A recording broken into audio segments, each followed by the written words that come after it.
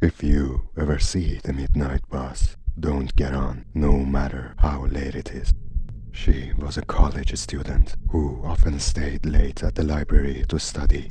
One cold, rainy night, she missed her usual bus and found herself stranded on the empty streets. The clock struck midnight and the city felt eerily quiet, as if the world had been drained of life. Just as she was about to call a ride, she saw headlights approaching in the distance. It was a bus, an old rusted one, and it was creaking as it pulled up to the stop.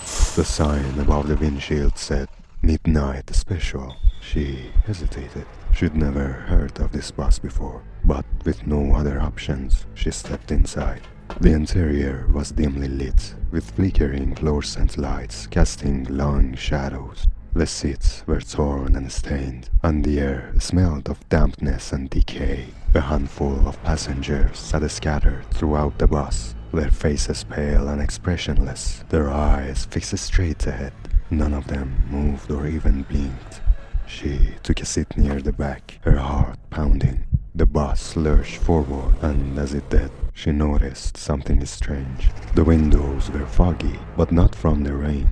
It was as if the fog was coming from inside the bus. She wiped the glass with her sleeve and peered outside, but the streets looked unfamiliar.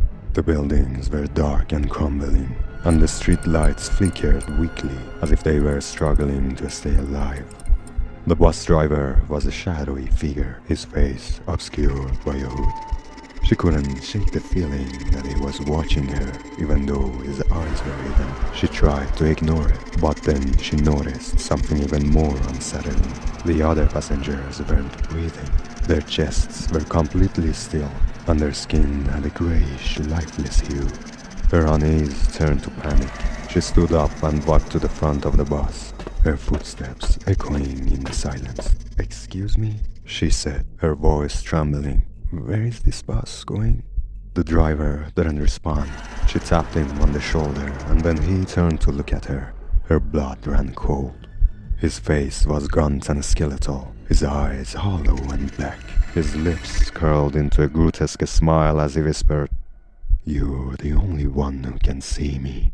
She stumbled back, her heart racing. The other passengers began to turn their heads, one by one, their empty eyes locking onto her. Their mouths opened in unison, and a low, guttural whisper filled the bus.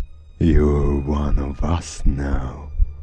The bus screeched to a halt at a desolate intersection. The doors creaked open, and the driver pointed a bony finger toward the darkness outside. "This is your stop," he hissed. She didn't want to get off, but the passengers began to rise from their seats, their movements unnatural. She had no choice. She bolted out of the bus and into the cold, empty street. The doors slammed shut behind her, and the bus drove away, its taillights fading into the fog. The next morning, she woke up on a park bench, disoriented and freezing. She had no memory of how she got there. When she returned to the bus company to report what had happened, the employee's face turned pale. "That bus hasn't run in over 20 years, he said. "It crashed on a rainy night just like last night. The driver and all the passengers died, but they say the bus still roams the streets, picking up passengers who are never seen again." She never took the bus again, but she couldn't escape the feeling that the midnight bus wasn't done with her.